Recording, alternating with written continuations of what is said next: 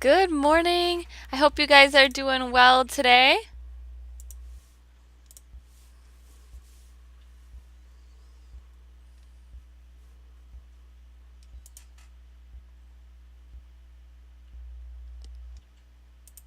Well, the time has come. I've been talking it up for a couple days here.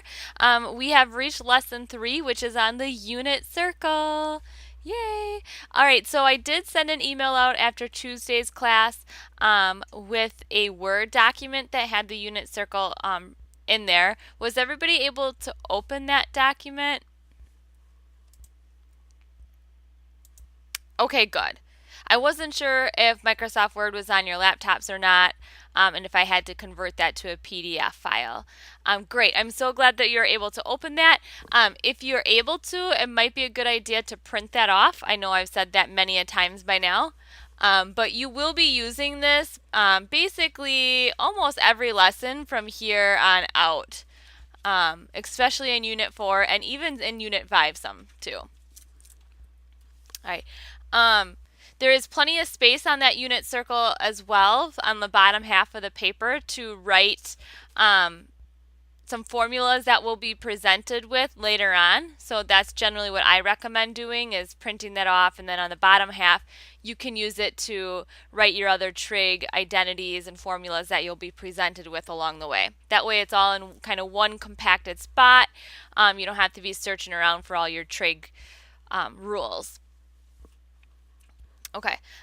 Before we actually dive into the unit circle, though, were there any questions with your sine, cosine, tangent functions?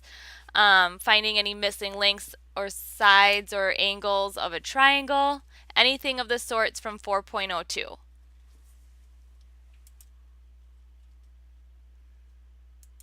The scores looked really well on 4.02. It was just that last question, keep an eye out for with the height of the tree. You did want to find like the tree piece, but you also have to add in the um, oh, why am I drawing a blank? Like the stem of it. No, I don't want to call it the stem, but the trunk. That's what it is called. But the trunk of the tree as well. So don't forget when you're finding that final answer, you have to do a little bit extra addition to get there.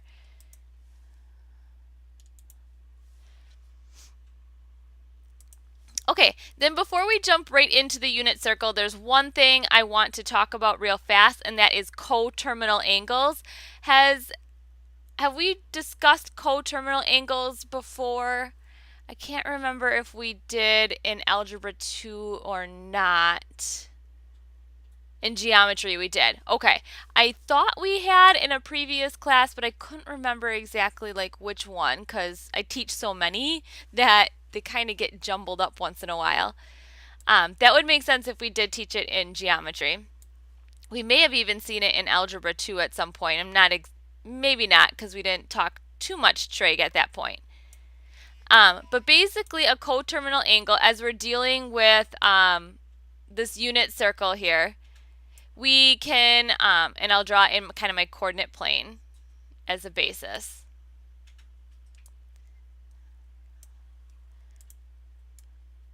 What we're going to be searching for are basically degrees and radian measures, and then some other spots here. Now you can have something called coterminal angles because as we're venturing around a circle, it keeps going, right? So if I have a spot right here, technically I can hit that spot multiple times as I keep going around the unit circle. We do move in a counterclockwise direction as we read the unit circle coming up shortly here. So keep that in mind, right? So every time I go around one revolution, I come into that same spot again. And if I can go around, I hit that same spot. And around, I hit the same spot. Now I can also subtract and go around the opposite way and come back to that same spot too. So I can move in a clockwise direction and get there as well. So every time I make one revolution around, I'm hitting that same spot again. That's called a coterminal angle. So to find coterminal angles, you're going to add or subtract one revolution around. How many degrees is one revolution around a circle? 360 degrees. Good. So if I'm given the degrees like I am in part A, I can add 360 to find a positive coterminal angle. So adding that would give us 390. Or you can subtract that because you can go the other direction as well. So if I subtract 360, that's going to give you a negative 330, I believe. Both of these are representations of that same spot of 30 degrees. So 390 and negative 330 both represent that 30-degree angle there. Questions with the adding or subtracting 360 to get back to that same spot?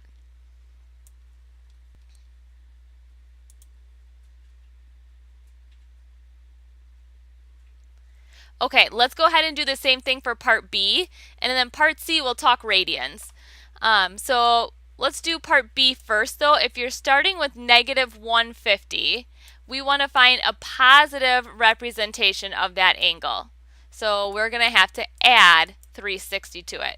What does that put us at for a positive representation of that angle?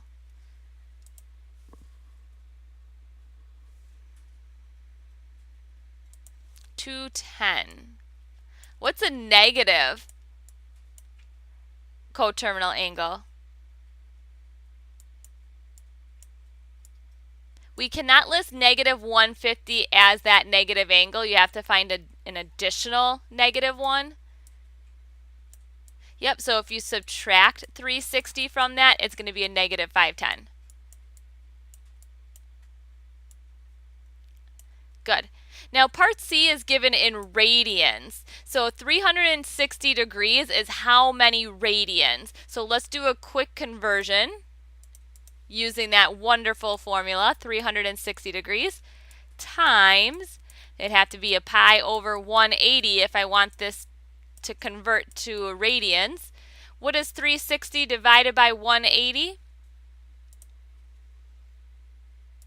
2. So this is the same as 2 pi. So 360 is the same as 2 pi. So every time I'm given a measurement in radians, I want to add or subtract 2 pi. So I'm going to start with 2 pi over 3. Let's add 2 pi to that. Well, you need a common denominator of 3 in order to add fractions. So that's going to change the numerator a little bit. We'd have to multiply by 3 there. So 2 times 3 is a 6 pi. And that's going to give me a positive coterminal angle of 8 pi over 3. Now you can also subtract that as well. So what is the negative coterminal angle here?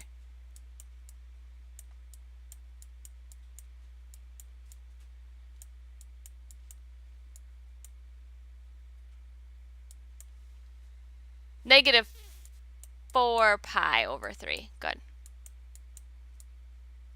Alright, so to find coterminal angles in a nutshell, you're either adding or subtracting 360 degrees or adding and subtracting 2 pi. So really not that difficult of a concept to take away for those coterminal angles. Any questions with that before we take a look at the unit circle?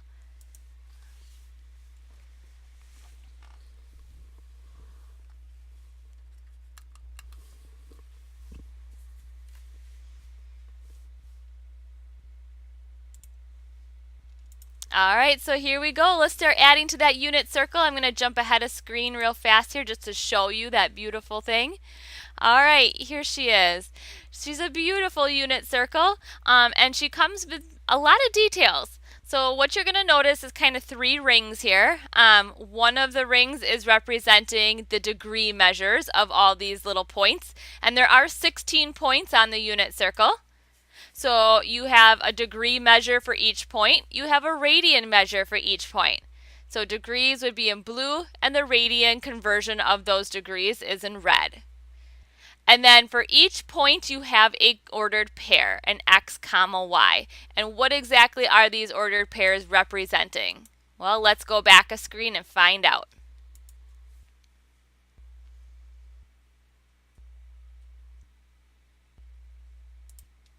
All right, so I'm going to start kind of in the middle here with the definition of our unit circle. It says the unit circle is a circle of radius 1 that is centered at the origin. Now, the unit circle is actually made up of two different types of waves.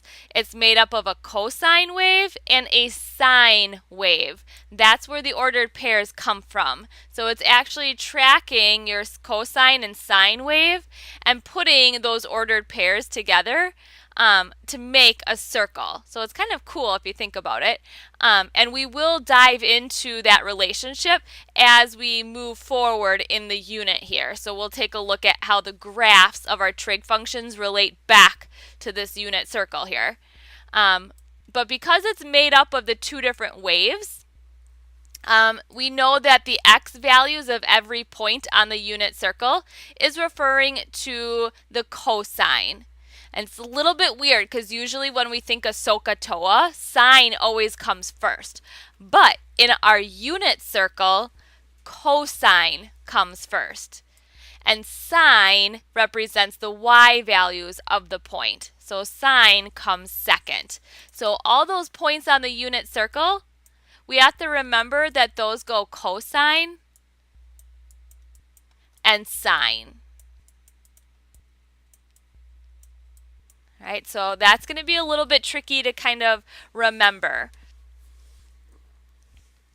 Now, in the unit circle, and I'll just draw a circle here for a generic purpose, we can create triangles with those 16 points that were labeled.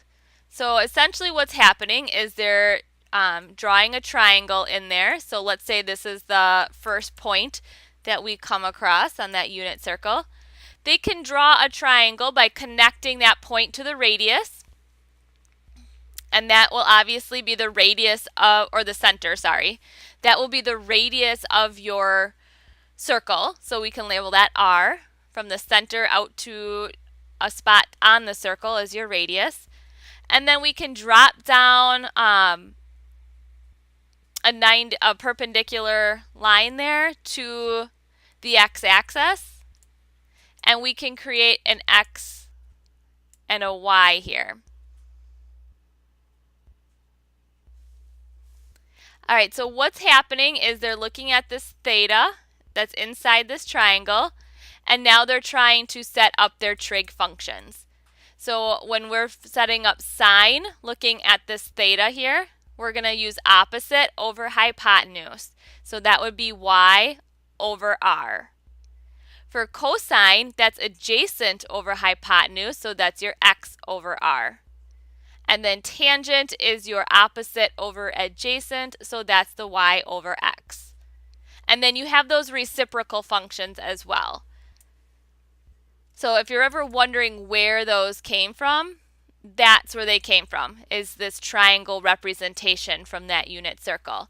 Now you can also use the Pythagorean theorem here to find missing pieces, right? So if you want to find r, you can use the Pythagorean theorem to do so. So this is not anything new up here. This is simply your Pythagorean theorem. Now they did take the square root, but technically if I take it a step back, that would be r squared equals x squared plus y squared. So they did simplify that Pythagorean theorem process a little bit for you if you need to find r at any point in time.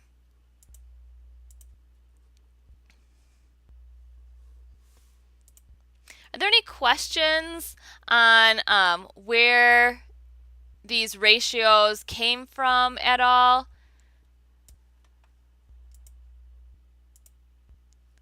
Remember tangent, we did learn this back in geometry as well.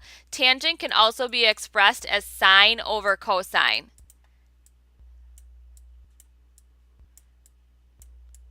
Remember sine represents your y and cosine represents your x. So we do see that matching up over there as well.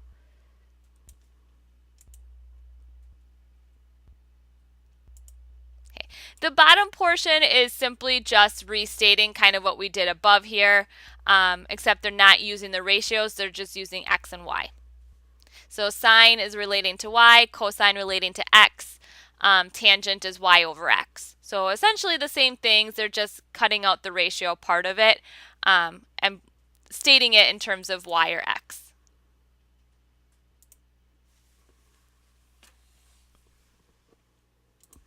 And here is that really crucial statement at the bottom that cosine comes first in your ordered pairs and sine comes second.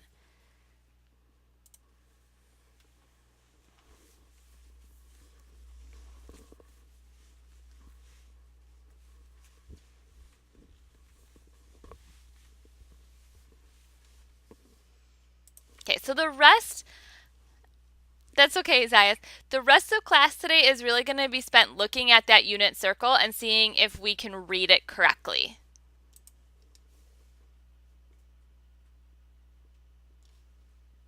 Okay, before I go on though, any questions with the sine, cosine, tangent, and what they are equaling here? Everybody have that written down on your unit circle or in your notebook somewhere to look back on? Especially the ordered pair here. Cosine comes first, sine comes second.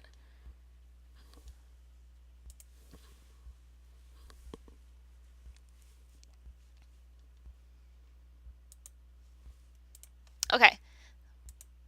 Then let's go ahead. You'll notice that I have a little version of the unit circle on each slide moving forwards, just so we have some visual aspect of it here. If you have it in front of you, you can look at that larger version as well. All right, so the first thing we're going to talk about is the sign. So when it is sine positive, when is cosine positive, when is tangent positive, and when are those negative. So let's go ahead and take a look here.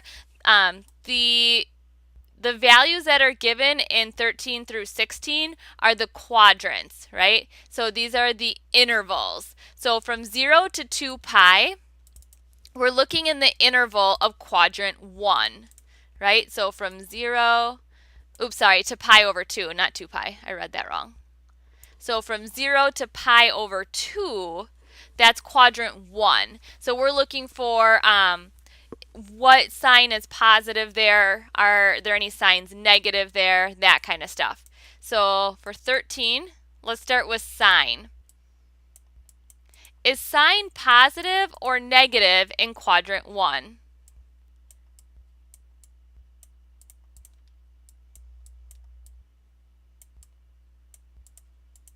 Positive, right? Because sine is representing the y variables, and they are positive in quadrant 1.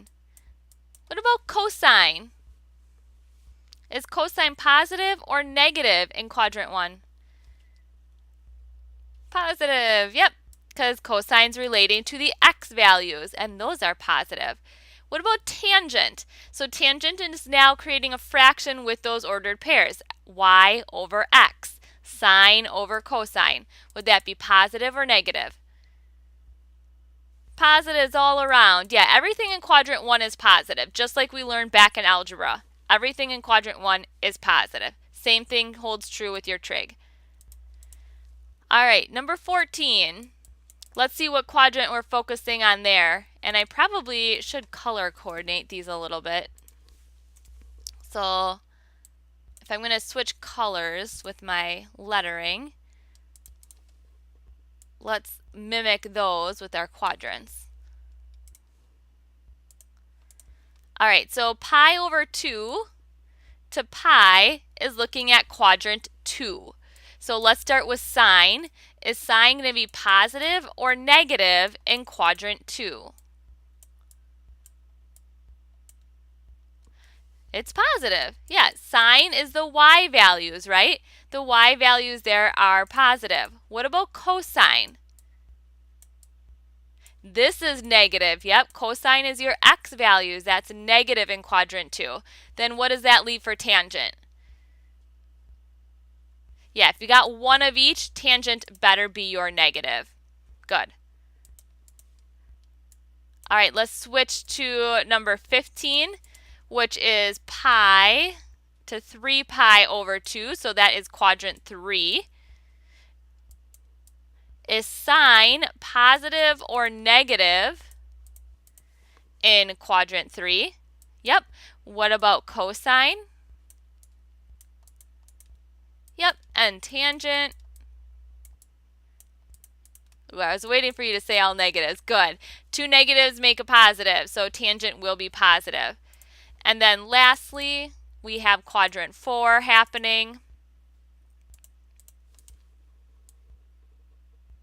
We'll do that one in a purplish color. All right, how about sine? Sine positive or negative? Sine is negative. What about cosine? Good. And then tangent, one of each again is negative. Great. All right, so any questions with knowing what sign each trig function is going to be in each quadrant?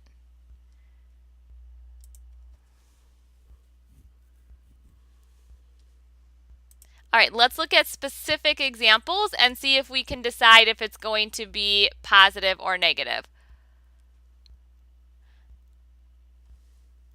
Where are the negatives and cosine for the third quadrant? So third quadrant is in green, kind of down here.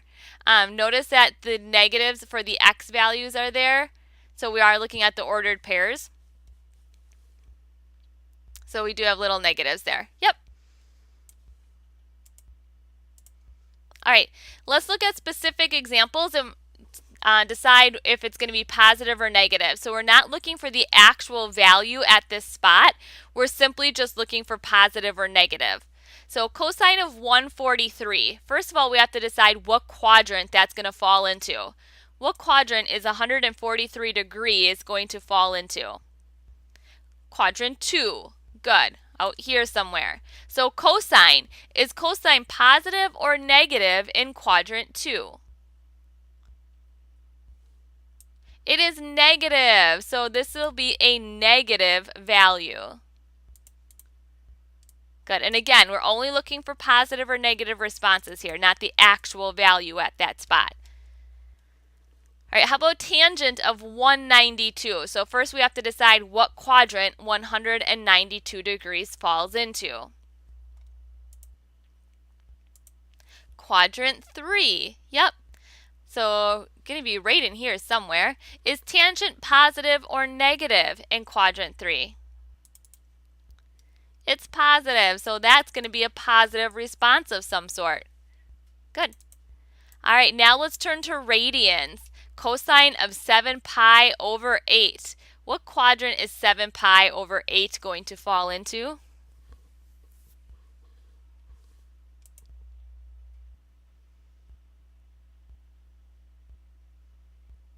And if you have a hard time with that, you can convert that to degrees, remember. You know how to do that.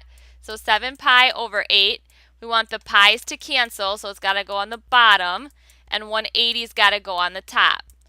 So what is 7 times 180 divided by 8? So if we have a hard time distinguishing what quadrant that's going to be in radians, we can convert it to degrees. A 157.5. Okay, I'm going to take your word for it because I don't have my calculator handy here. Isaias is going to second that, and Rebecca thirds. Good. So 157.5 degrees that converts to. What quadrant does that fall into?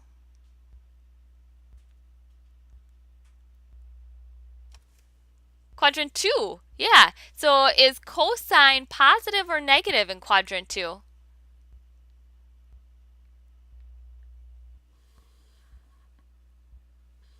Negative. Good. And then the last one, let's go ahead and convert that right away as well. So 4 pi over 5. Multiply that by the 180 over pi. I'm sure you guys are working on that for me. 144. What quadrant does 144 fall into? 2 again. So is tangent positive or negative in quadrant 2? Negative. Good. So we want a negative response. All right, nice job. Not too bad. A little bit iffy or tricky there with the radian measures that didn't fall exactly on the unit circle, but once we converted those to degrees, we were able to move on quite nicely. So any major questions with those before we venture forward a little bit?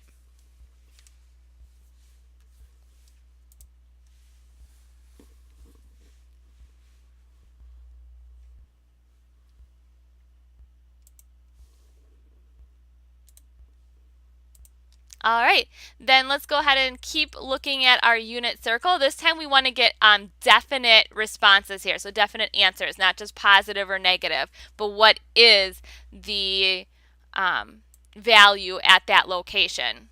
So we're going to evaluate without using a calculator by looking at our unit circle. So we want to find cosine of 120 degrees. So the first thing we're going to do is find 120 degrees on the unit circle. There it is. All right, what is the cosine value at that location? So now we're looking at this ordered pair that goes along with the 120 degrees. And what is the cosine value of that ordered pair? Negative 1/2. Isn't that pretty cool? That's really fast. We got the answer. The answer is negative 1/2. All right, we got to be a little bit careful with the reciprocal functions. Reciprocal functions are not given to us. We have to do just a little bit of work. So for 27, we're looking for the secant of pi over 3. Well, let's still start with that pi over 3 and find that on the unit circle. There it is. So here's the point that is referring to pi over 3. Secant, that's the reciprocal function for which trig? Sine or cosine? Cosine. Okay, so if secant is the reciprocal function for cosine, what is the cosine value at pi over 3? 1/2. So what is the secant value at pi over 3? 2 over 1. Good. So notice that you will have to use that cosine value and then take the reciprocal of it to find that reciprocal function. Right? So if cosine was 1/2, then secant is going to be 2 over 1. Good. And then the last one here, sine of 13 pi over 6. Let's find 13 pi over 6 on our unit circle. You guys see it?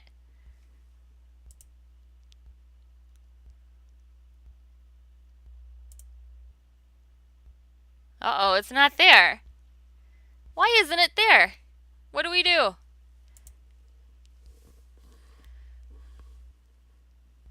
Panic! Run! It's a trick.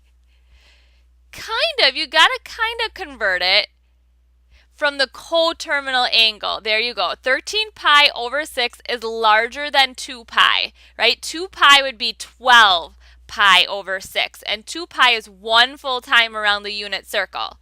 So if 2 pi is one full time around the unit circle, and we're larger than that, let's find the coterminal angle for that representation. So let's take that 13 pi over 6, and to get smaller than the 2 pi, we have to subtract the 2 pi. Now, 2 pi is the same as 12 pi over 6 because we need that common denominator. So 13 pi over 6 is going to be the same as what on the unit circle? Pi over 6. Good. So we're looking for pi over 6. I do see that on the unit circle. Yay! So it's referring to this point. What is the sine value of that point on the unit circle?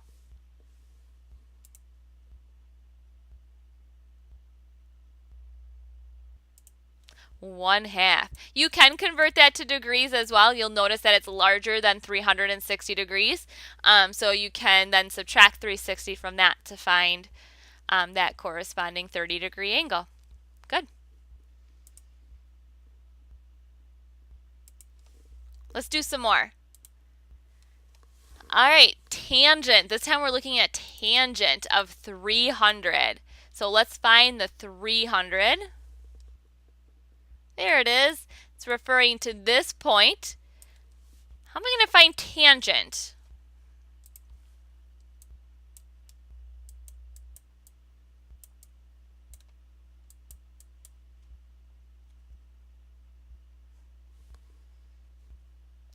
Yeah, tangent is sine over cosine.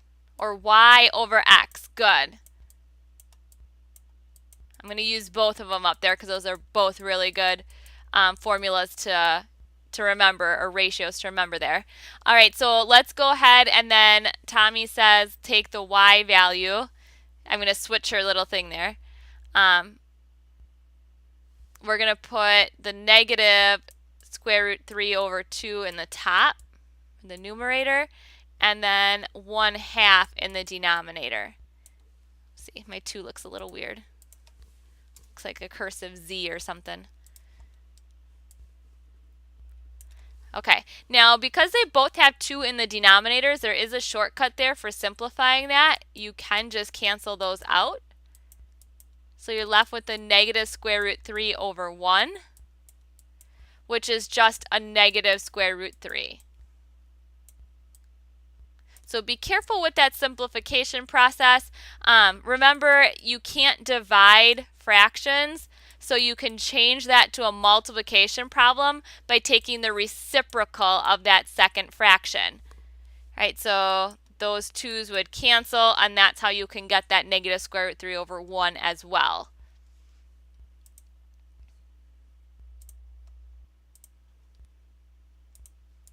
All right, how about the cosecant function of 3 pi over 4?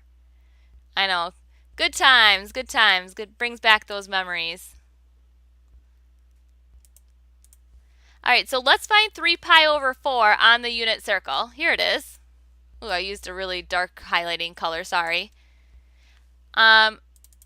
Cosecant is not one of our traditional trig, or original trig, I should say, but it is the reciprocal function of which one? Sine. All right, so what is the sine value at 3 pi over 4?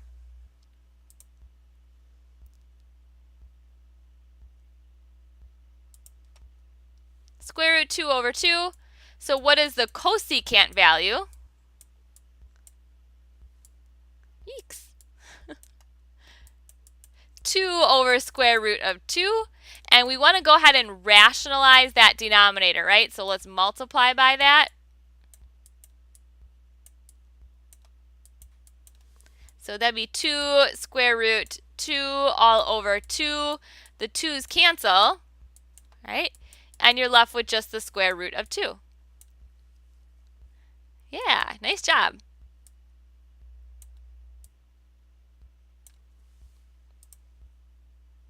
Okay.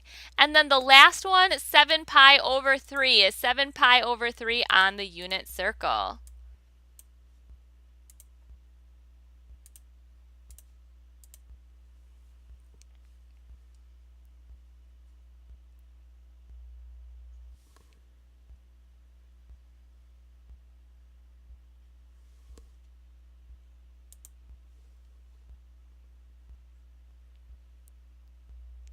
Right, so if we don't see it there, we're going to need a coterminal angle. We see a 7 pi over 4 or a 7 pi over 6, but we don't see a 7 pi over 3. So 7 pi over 3 is in fact larger than 2 pi, right?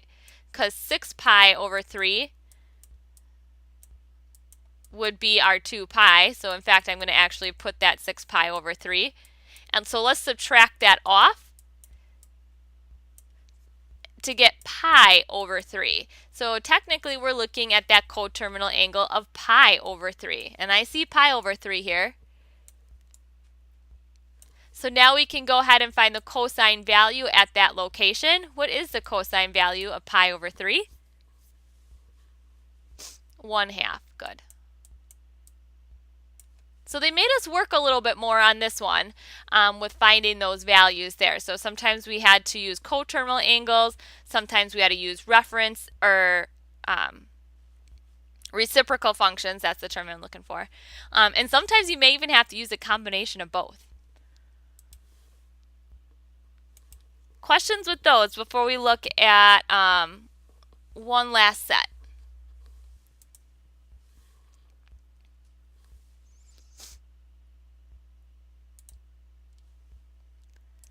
All right, then let's take a look at the last set of questions here. Notice that these are a lot larger values.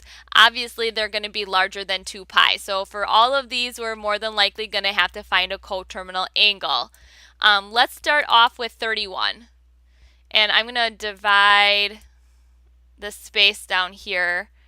Let's divvy this up so we have a little bit of work room for each one here. We'll start with 31. What is the coterminal angle that we can use for negative 15 pi over 4?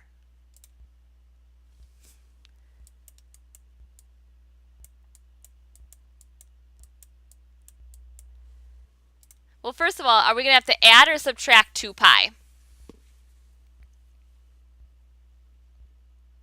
You're going to have to add. Yeah, and I think this is what Rebecca was saying. You're going to have to do it a couple of times. So 2 pi would be 8 pi over 4. But when I add that one time, I'm still in the negative range. So let's do it again. So sometimes you have to add it twice. Sometimes you have to add it 3 times or even 4. Hopefully not that many because that would be really far from your angle there, but you may have to. It's still a possibility. So what is that coterminal angle then? So if I add 2 pi again, we're sitting at pi over 4. Okay, pi over 4 is finally on the unit circle. Got to find her right here. So pi over 4, I want the tangent function there. So I've got a little bit of work for me to do once I find that point. How can I find the tangent of that point? Y over x, right? Well, luckily for us, anytime we're at 45 degrees, or your x and your y values are the same, which we have here, 45, 135, 225, and 315. They're all kind of the middle spots there. Those middle locations in each quadrant, your x and your y value are the same. So that means tangent is either going to be positive 1 or negative 1, depending what quadrant it falls into. In this case, it's going to be a positive 1. Yep, because square root 2 over 2 over square root 2 over 2 simplifies to a positive 1. Questions with 31?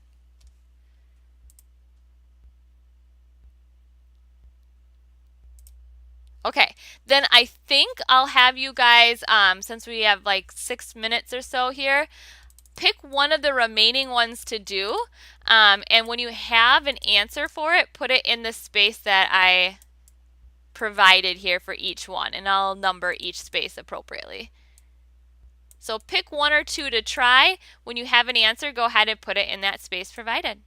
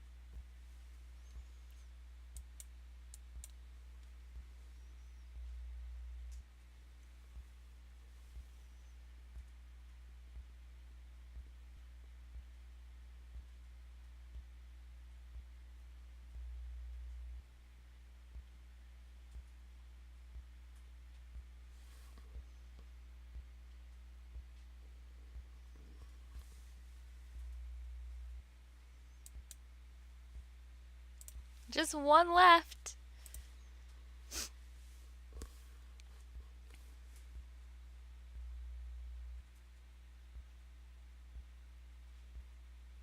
That's a 23 pi. It got a little bit cut off, but that is a 23 pi here. Yay! All right, real quick, I'm just going to go through in case you are still struggling with how to get these values. So 13 pi over 4, look at how we subtracted 2 pi there, 8 pi over 4, to get 5 pi over 4, which is right here on the unit circle. 5 pi over 4 is referring to those two coordinates.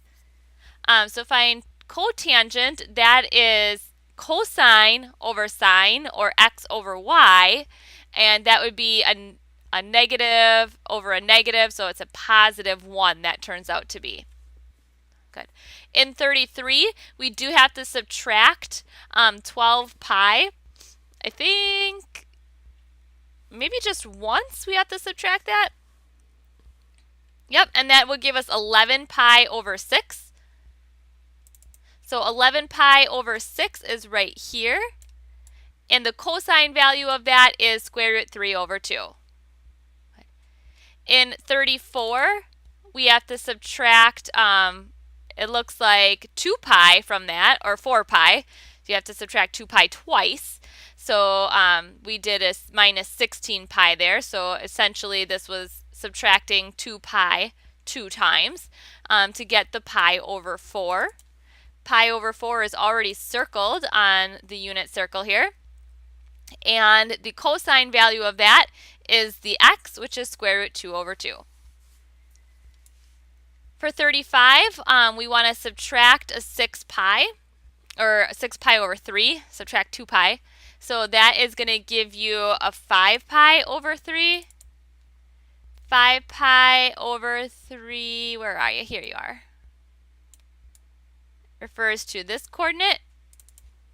And we're looking for the sine value, which is your negative square root 3 over 2.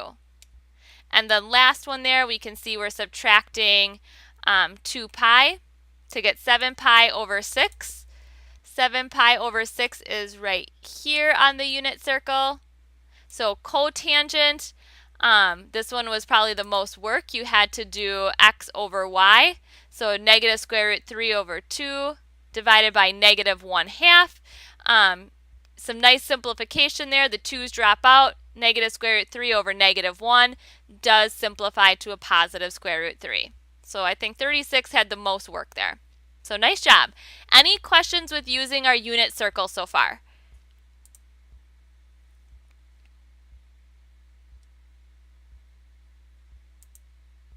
All right, then you guys are all set to go for 4.03. Don't lose the unit circle. Keep it handy. We will look at it in 4.04 and here on out. All right, that's all I got for you this week. So I will see you guys next week, Tuesday. Bye, everyone.